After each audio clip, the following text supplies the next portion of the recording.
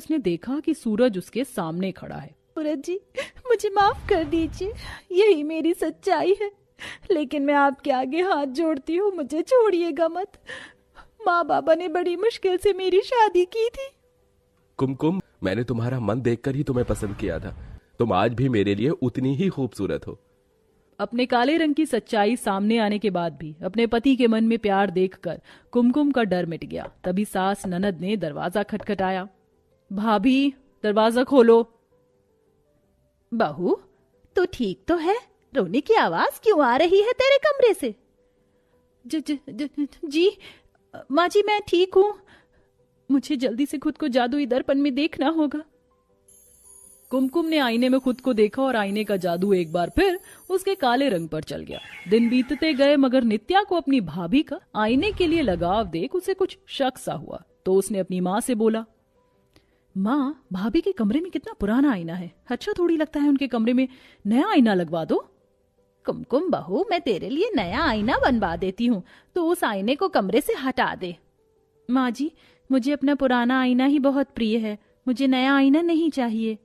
कुमकुम का एक इनकार जैसे उसके लिए काल बन गया। नित्या ने अपनी माँ को खूब भड़काया और उस रात दोनों माँ बेटी उसके प्रिय आईने को चुराने उसके कमरे के बाहर आईं। रात के 3 बज रहे थे कि तभी कमरे के बाहर से कुमकुम का काला रंग देखकर सुहानी को बड़ा धक्का लगा। इधर जैसे कुमकुम ने आईना लिया, इतने में दरवाजे से सास ननद अंदर आ गई। सास जोर से चिल्लाई, हाय राम, ये तो काली कोयला है। सास के अचानक चिल्लाने से डर से कुमकुम के हाथ से जादुई आईना गिरकर टूट गया। मुझे तो पहले ही पता था कि कुछ तो गड़बड़ है। देखा माँ, आपके साथ धोखा हुआ है। माँ जी, आप क्यों री मेरी काली बहू, तू इतनी छली कपटी निकलेगी मैंने कभी सोचा भी नहीं था। निकल जा मेरे घर से अभी इसी वक्त।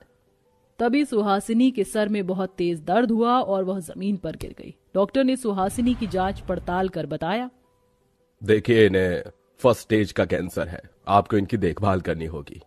नित्या ने कुमकुम को बहुत कोसा। तुम्हारी वजह से माँ की ऐसी हालत हुई है, चली जाओ यहां से। चली जाऊंगी ननद जी, बस माँ जी को ठीक हो जाने दीजिए। उस दिन से कुमकुम ने दिन रात अपनी खुद को सास की सेवा में लगा दिया, जिसके बाद सास के मन से काले रंग का भेद भी मिट गया।